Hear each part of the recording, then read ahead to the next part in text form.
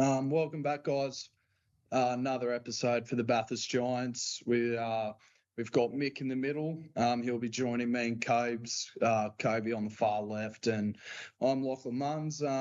We're just going to have another chat about particularly this week's game. We've got Mick. He's our head coach. So what do you reckon, Mick, this week? G'day, fellas. Thanks for having me on the show, the podcast. Pretty keen to have a bit of a chat about footy tonight. Well, look, I'm pretty positive about this weekend. We've had a good layoff the last couple of weeks. We've just the way that things have gone. With a bye, unfortunately, we had a fair few out and we had to forfeit against Bushrangers. But it's actually given us a really good chance to freshen up. And I haven't seen energy at training like we had last night, probably since pre-season, to be honest with you. I was really impressed with the energy, the effort. Actually, the boys got a little bit willing, I think, in some of the drills, which is good to see. So I think we're primed and ready to go. We've had a couple of good battles against Orange. Certainly had a tough one for round one when we played them, but we really were strong the last two times we took on Orange. And that game in Parks was a real coming of age, I reckon, for some of our younger players. We stood up to the physical side of things. We showed a lot of grit when we had a lot of things went against us, and we were able to come through with a really strong win. So I'm expecting a really strong performance this weekend in Orange as we head over there, and I think we're primed for a really good even team performance. Beautiful. Kobe, you're playing this week, mate. Yeah, keen. First game in Orange this year since last time got moved to Parks. Yeah, it'd be good to see what the ground's like, to be honest, after all that rain there. Yeah, it's always nice and fresh in Orange, always muddy. So I think being able to adapt into sort of the wet side of footy, it'll be nice and scrappy. I reckon maybe 75% of the game will be played on the ground, and you definitely have to make use of all your scoring chances you get, but also a buy-in from every player in the team to play their role as well. I think it's going to be really important to get the win, especially leading into the finals. I think it might be in 3 weeks. Yeah, finals in 3 weeks. So I just think capitalising on the wins every time they come, I think, will really set us up, and hopefully we can find a gear leading into the finals, get a bit of momentum, and you never know what can come out of it. It is a tricky ground to play, Orange. It's very, as you say, it's very wet. It holds the water. Juniors there a few weeks ago really cut the ground up. So we're going to have to be really smart about how we approach this. We've got a couple of strategies we've got in mind in terms of sort of managing that middle part of the ground. Often, because is a very different setup for us compared to our very small ground that we play on, going to the longer ground. So we've talked about that as selection, how we're going to kind of approach that. And we've got a couple of surprise moves, which, we'll probably wait until we get to Saturday to kind of, really focus on them. But yeah, a couple of different bit of lateral thinking, I think, there, and saying how we're going to attack that ground issue. Yeah, 100%. You definitely have to go after Orange. We also had the Central West game played last week as well. So just shout out to all the boys that represented the country. And we had a few players from our team, Zach Yandel and Cooper Stephen, and by the sounds of it, they played all right, kicked a few goals each. So you'll definitely take that. So hopefully that creates a nice little battle on the field with all the boys that played on that team as well. Great performance from the Central West up there. Really competitive against those two leagues, Northwest and North Coast, and the women as well had a really successful time coming away with a couple of wins and taking the trophy on the day. But yeah, it's good to see Rep Footy back. I think it's got real opportunity for us to grow and develop as a league and improve our players. 100%, and especially coming up against tougher teams. In the city, it's a completely different ball game, country footy compared to city footy. But, me and Kobe, we've played a few Central West games each, a handful of games each. And I think there are a few players that may have gotten their first taste of what Central West footy or representing rep footy, especially coming up against those coastal teams as well. And yeah, they looks like they went all right there. Cobes, what do you reckon? Yeah, nah, it's always good playing Central West. Good to show the sport from here. But yeah, 100%. we're coming up at the finals now. We've been preparing for this for start of the season pretty much, especially with this comp. But yeah, we're starting to go a bit. Yeah, and better. yeah, as established last week, I just want to get Mick's input of it. Coming into this season, missing a few key players. How do you think the boys have kind of stepped up to kind of taking that role on? Because we'll be on the scene for the next few years. Yeah, definitely. I'm really proud of the boys and how they've handled the season. We're a very young team, as you know. We've still got about, I don't know, 5 or 6 people still at school, and we've got maybe 10 to 12 players, 20 or under, I would say. And then we've got a bit of an older end right at the other end of the spectrum. Not a lot of blokes in that kind of middle age. So yeah, a bit of a shock round one, getting a real touch up from Orange, and we weren't really prepared for that game. We built from there. We've really improved our, quarter by quarter performances and match performances. I feel like we've really probably hit our best form in the last month over those, or maybe 6 weeks, those games over that period of time with a few gaps in there as well. And we're really setting ourselves not just for the finals, but actually for these last few games. We've got a chance to really finish strongly, make a really good account of ourselves at home against those stronger teams, and really take it up to them.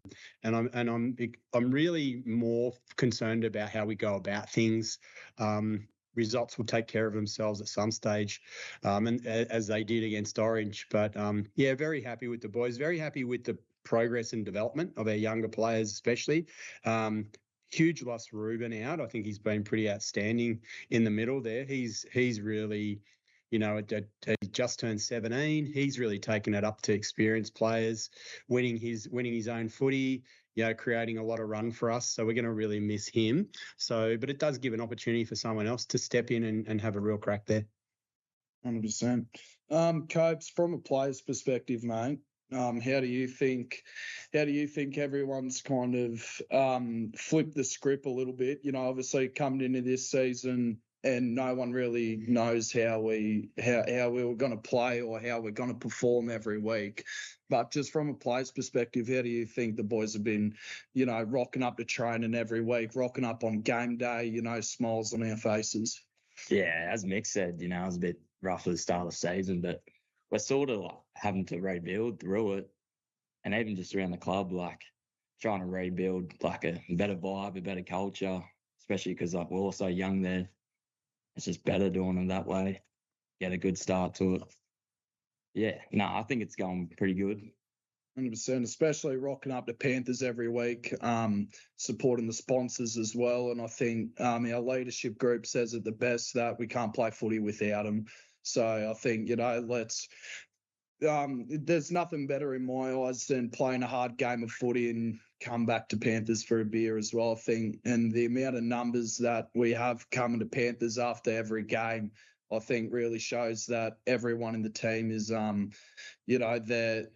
they're not only playing for themselves or for individual accolades, but they're all buying into what we're trying to create here. And it's definitely a massively new look Giants side as well. But from my point of view, I think I'm just loving the vibe. I'm just loving the vibe there. Wasn't really sure if I was going to play this year, but gave Mick and Sam a text because just the thought of not playing footy, and I definitely haven't regretted it as well. Super pleased you made that decision, Lockie. You've been a really great contributor for us this year, as have you, Kobe, actually, and both of your development this year has been really impressive. I agree with you on that vibe. I've been involved in the club for a long time, as you know, as a parent and as an assistant coach. And my work with the women's team, I was there kind of still supporting and watching the men, and back at the club afterwards. I honestly believe this is the best kind of the best vibe we've had for many years, the best culture, the most enjoyment. I know you guys really all get on. You have a laugh, you have a joke, you take your footy seriously as well. So we play hard. We don't muck around on the field, but there's plenty of laughs, there's plenty of fun, and really at the end of the day, that's what it's about. It's about those connections you make with people. It's about the enjoyment you have. And I feel like that we're in great shape if we can keep this group together, or the bulk of the group together, moving forward. That's always a real challenge for us. We being such a young team and such a young club for many years, we've had so many of our players move away from this kind of regional centre to other places to play footy and to go to uni and work and things like that. So it's a matter of building with what we've got, and then attracting people. And if there are people out there interested in the game and want to just have a fun time with a bunch of great people, then this is a fantastic club, and I'd really recommend it. And also, a key part of creating a successful team is obviously the junior bases. How is from a coach's point of view, how have you and the leadership group, or whether it's you, Mick, you or Redo or Sam or whatever, how have you guys sort of been going watching all the juniors games? Are you licking your lips at some of the players that you're seeing, or? Well, I sent your mother a message tonight saying I was pretty happy to see Isaac at training, actually, your younger brother. I think that, we look at that age group and what a talent, not only him, but there's a number of players in that kind of 13, 14 age group that are just absolutely dominating, and they are going to be seriously good footballers in a couple of years. I think, unfortunately, probably the older age groups have dropped off a little bit at a league perspective, and that's probably impacted us, and that's going to impact us for a short while, I think. But we will recover from that because we've got lots of talent coming through. You look through from the 14s, the 16s and 17s that we've got through the 14s and into the 12s. There is so much depth there. And it's actually really pleasing as well, because our youth girls have really, they've been reinvigorated this year. So we've got a really young, so we're looking at getting our women's side back next year with a mixture of sort of younger players coming through. But it'll be a bit like the men's side, there'll be that young talent and some of those older players as well. So I think that's something to look forward to as well. But I really think the club's done a great job promoting juniors. Juniors are absolutely the heart and soul of our club, and it gives us a future. And, I really encourage the other clubs in the league to get on board. Sunday juniors is the way to go. That's how we've been able to recruit, lots of players from other sports to come on board. And once they get here, they kind of really enjoy it, and they get better, and they perform well. 100%. And obviously over the last few years, we've had people go to uni, or they've chosen other sports outside of AFL, or they've just moved from place to place or whatever. So what's kind of like the strategy there, where some of the certain players in the current team, whether they're in first grade or whether they're in under 17s or 14s, how are we going to try and lock them up here for as long as we can? Like, obviously you don't want someone picking rugby union over AFL because AFL's a better sport. But how are we sort of prepared to kind of overcome that? That's a great question. That's a really great question. I actually think that we do it by selling by the experience that people get, and that's what we're really trying to provide, is a club that is very supportive, an organisation that's really well led, that's well resourced. And I think that if we've got good coaches, there's no doubt about it, across all our grades, and we have a really strong footy culture. So I think we've just got to continue to build, as you said, Kobe, you build that culture and that strength and that enjoyment, and that will really sell itself. I don't know that there's too many playing other sports. I think what's happened to us is a lot of our players have gone away. Like there's, Sam was saying the other day that Geordie Ashcroft, for example, who played for us a few years ago, has posted on his Instagram page about a game that he played in where he kicked a goal and the team did really well. So there's a bloke that came to us who didn't really have a huge footy background, played juniors, played well, learnt the craft, had a few senior games, and then moved away for uni. We've got so many players who are, have moved to the coast, they've moved down south, they've moved to Sydney or Newcastle or other areas, and a lot of them are playing footy. And I think that's something that our club is really proud about, because they've come through a really strong junior program. They've learnt the game, they play it well, and they can take their craft to other leagues and other places. So I guess it's about us, like I said, making sure that people who are in town, we're looking after them and they feel like they belong and they're connected to the club. And we've tried to do that with some of our events. So, we've had a couple of really fun nights. We've had some, we've had the bus trip. We've had a few different sort of trivia nights and things like that. We've got a darts night on this week, and that'll be pretty great with the dynamic duos. So 100%. I feel like we're catering for lots of different kind of, interests and groups. And I think one thing about our club is we don't put pressure on people. Like it's be you. Come for a while, stay all night. If that's what you want to do, you're welcome to just come and be yourself. And I think that's a real strength of our club. 100%. Kobe. Yeah. All right. We're both Central West. We both played Central West. We both played academy games. Yeah. Doing all that training and being around, arguably better players and arguably stronger coaching with stronger programs. How do you think sort of being in around that scene throughout our whole junior careers has kind of taken effect on us to have an impact on in first grade? Yeah, no, it was really good, actually. To be honest with you, when I first got into the academy, saying that, you come up with all these better players, you feel a bit exposed about it. Yeah. You go, oh, maybe I'm not as good as that. Yeah, 100%. But yeah, it all comes with time and training and all that. But yeah, 100%. My take on it personally is we briefly touched on it last time, but I've come from a very strong rugby league and cricket background. So I've never, because my whole family didn't really despise of AFL, but we never really had it on the TV as much. But when I first rocked up to watch one of my mates play in under 12s, they were short. They were short on numbers, and then Mick was the coach, and he threw me a jersey, and I just put it on, and then instantly fell in love with the game. And then I think I may have played 2 or 3 games before I played Central West, and at that point, I was only taught to play AFL to catch the ball and kick the footy forwards. But I didn't really know anything structural or positional wise, where if I was playing in the midfield, I was just told to be wherever the ball is. And that's, I think, keeping it simple like that, where you're not really thinking about anything else going on.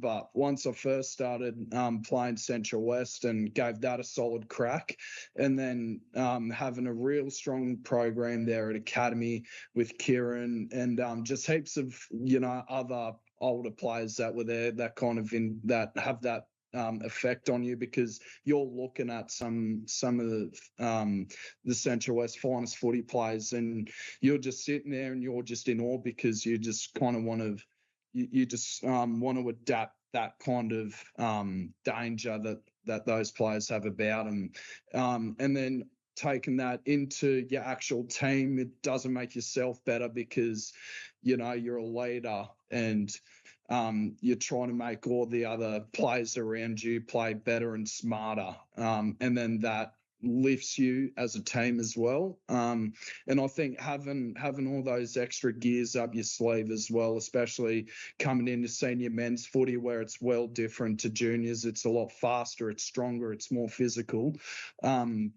But sticking to your strengths, whether it's speed, height, or whatever, I think that can really play an inch of a role where it can have a huge lift on the team, especially no matter what position you're playing in as well. And just from you, Mick, as well, you already established that you've been around the club. You've been on the scene pretty much since day one. So with the development of all the juniors, as well. Let's think back to ages ago. You've coached some very good players that have come out of our backyard. A few years ago, we won our first flag in first grade. What did that feel like? Oh, that was a great moment. Fantastic achievement. I mean, to be honest, we had the side. It would have been a pretty bad day had we not come away with the win, just given the team that we had.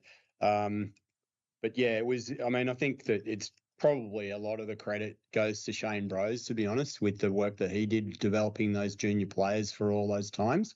I kind of had a bit of a role in juniors. Sort of after he'd gone through, but a lot of the players he'd coached. So, yeah, I feel like it was a very much a homegrown side. There were a few people that hadn't been juniors, but they were the minority of our side. So, and guys coming back to play and guys sticking around in town.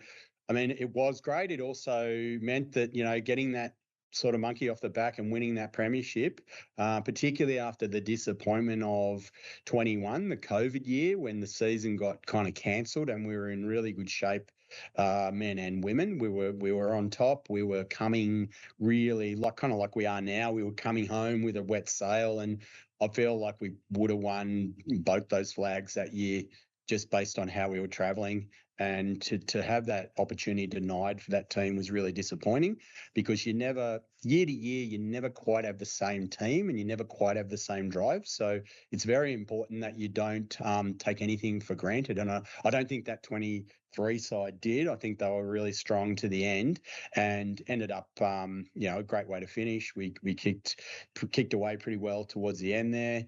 Boys had like a 3-day celebration. It got a bit loose and a bit messy towards the end there, but good on them. They deserve that. Unfortunately, the team changes and guys retire and they move away, and we've had to rebuild really. I think we've maybe got, I want to say, 4 players this year from that premiership side still playing in our team. So it's a massive turnaround for us. And what we're looking to do now is really consolidate the gains that we've had and really look to improve. I don't know if you guys have noticed a bit of a shift in how we're approaching games. Oh, 100%. But there's a definite, it's very strategic the way we've planned the season. We learned a bit from last year. And, even like I said, the physical battle, I was really impressed that we stood up to Orange and their physical pressure, and we were able to handle that. And I wasn't sure, how we'd go with such a young side. So we're building a game plan that will carry us forward into the next kind of phase. And that's very deliberate, but we have had to make a few adjustments because some of the things that we wanted to work haven't quite worked as well this year as we wanted them to. So you make adjustments on the run, but like I said, Ruben's been strong. Sam Kay as well is another player I think has really taken that next step, that leap forward. Yeah, for sure. And he's a really dangerous player for us. And then we've got just those consistent performers that we've had, for many years. Oh, big time, 100%. And also, obviously, back to when we started, the first question was just about the expectations and, all the missing players that have come around. Obviously, being there over pre-season and over training with the current leadership group, how big of a step forward do you think they've taken into getting around all the young boys and the expectations that you've laid on their shoulders for the playing group? Yeah, I'm really impressed with our leadership team. I mean, I think Jim Worthington, such a shame, injured in the first game. He comes to every training. Yeah. He's having a chat to the fellas. He's a great positive role model. He's really stepped up, and I've really been impressed with what he's done off the field. Disappointed for him because I think he would have had a good year playing in the guts this year, and I think he would have been a great player on field, but he's been a great leader off field. I think Sam's really stepped up to the mark. He's probably not always the most vocal bloke around the club, but he's really stepped into that role. And Zach, I think, has been a great addition as well. Oh, 100%. Like Zach is a, I don't think Zach, I don't remember Zach missing one training. We started training in November. He was a little proppy, having had the knee, the 12 months off with the ACL. He came back, and I was actually wondering in November whether he'd even get on the field. But the work he's put in, he's super fit, but he's got a great footy brain. He's working in that space. So, and obviously Stu as well. So Stu coming through as the Resis coach last year. He's a really key part of our leadership team, and we've got Brad and Brody as well, who are part of that team, who kind of contribute in their roles as well and offer some input as well. I mean, obviously Brody's been away now for a few weeks. He's coming back, so kind of look forward to having his presence around the club again. But yeah, it's I think those, you guys probably have a better idea as players the role that they play, but I think you'd feel pretty confident running out on the field with those leaders. And then when we throw in, other players like Will and Lindsay and Ollie and Henry as well to give us a little bit of a physical presence. I feel like there's a lot of support. I think Emmett's been outstanding this year. It's probably the best year Emmett's had, and I think he's really led from the front in many ways as well. So that, and James Kennedy probably another one as well. So just that older brigade of players who are like in that 30 plus bracket. They're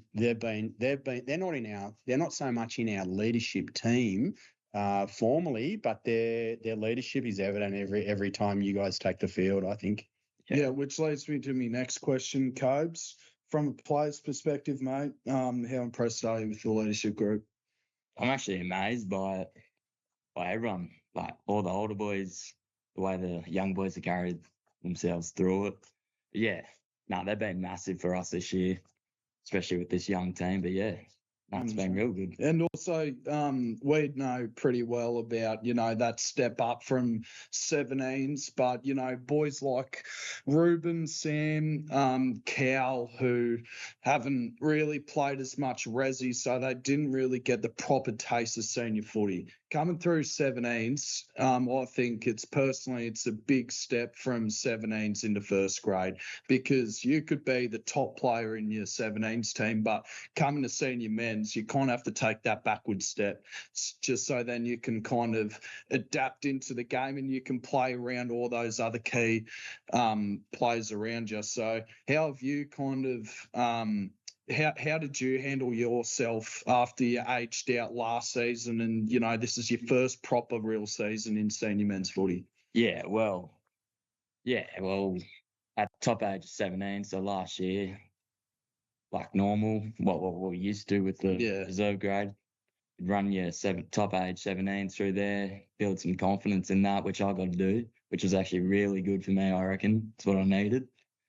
And then towards the end of the season last year, Mick asked me if I wanted to have a game first grade. So yeah, started doing that and then held a spot.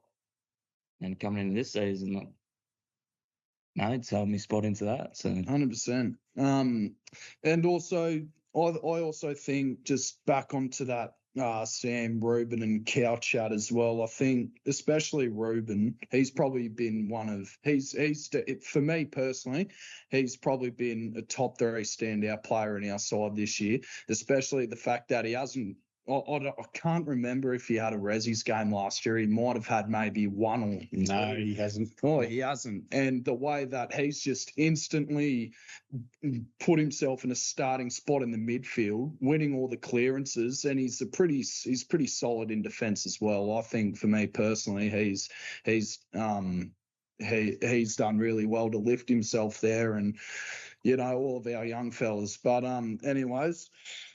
Just away from the Giants chat, fellas, let's talk professional AFL. Obviously, the end of the season's coming up in the professional league.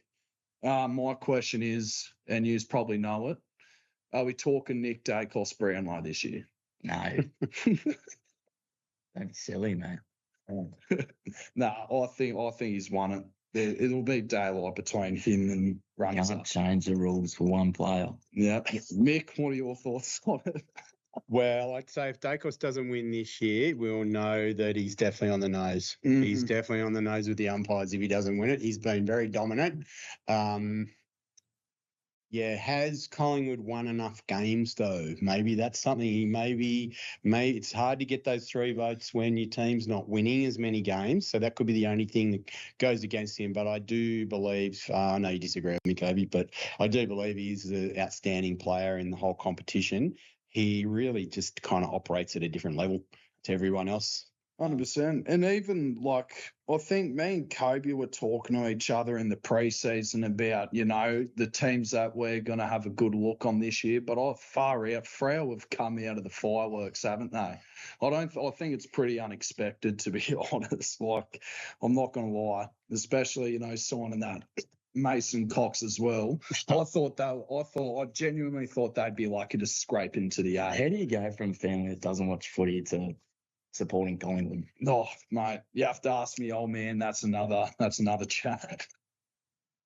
Jesus Christ. Yeah, but I think if you look at the Freo team, they're balanced across the entire field. They've got strong winning. They don't really have a weak link anywhere. I feel like maybe they've underachieved the last few years, perhaps with the talent they've got, but they're also probably burning from those near losses. They got knocked out by Suns last year. I think they got knocked out the year before. Was either the first round of finals or perhaps the last round of home and away, so they've been thereabouts, but just not able to make that leap. Big fan of Josh Tracy. I really love the way he goes about the footy. But they're a very balanced side. Yeah. But Mason Cox looking to be on track to be a dual premiership player. Well, do you reckon coming into finals, Freo have those big game players that, because they won't have the Dacosses or the Dangerfields. I reckon you've seen them all year. Well, you've seen Paul Tracy. Yeah. You've seen Andrew Brayshaw. You've seen Sarong. But they haven't really played much big games. Luke Jackson. I'll definitely be barracking for them if they're not versing Collingwood. I'll definitely be on the back of Freo. I'd like to see him win it. I think you can lock them in for a grand final spot because they'll get that first. It would have to be an absolute boil over for them to not win that first qualifying final and then go through to a prelim at Optus and then win their way through to a granny. I think that's the most likely pathway. It's whether or not those players can handle the pressure of grand final day, in Melbourne. Very different, but I agree with you, Kobe. I think they've actually got the game plan. They're not flashy. They don't play a kind of an uncontested brand of footy. They're very hard at it, and they've got those blokes that can win the footy. I think you'd be stupid to go past them right at this stage. 100%. And Cobes, just to wrap things up, mate, do you have any input? Anything to add? One question for Mick, actually. So when the club first started in 2014, did you ever think it would get to this far and what we achieved in juniors and seniors? Yeah, I wasn't sure whether we'd even be able to get a senior side, to be honest. I mean, I guess I wasn't directly involved in setting the club up, but I was certainly involved in the conversations when the Giants formed. I knew at that time we had great coaches and great organisers and great kids, in fact. And I know that once the coaches kind of left to form the Giants, most of the players came across, and then it was a case of how do we build a club from that junior base.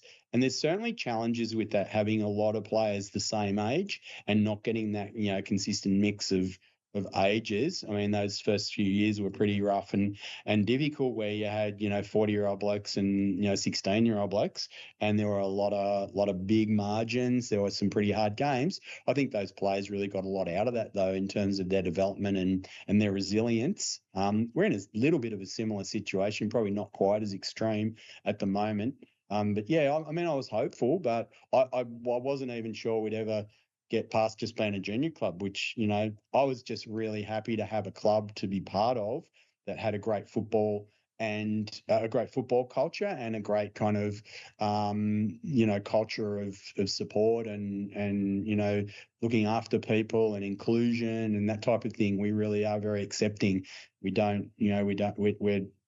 a bit of a modern kind of club, I think, compared to some of the more traditional ones, and we're very open to different people and different ways of doing things. 100%. Oh yeah, is that it? Yeah, I think so. Oh yeah.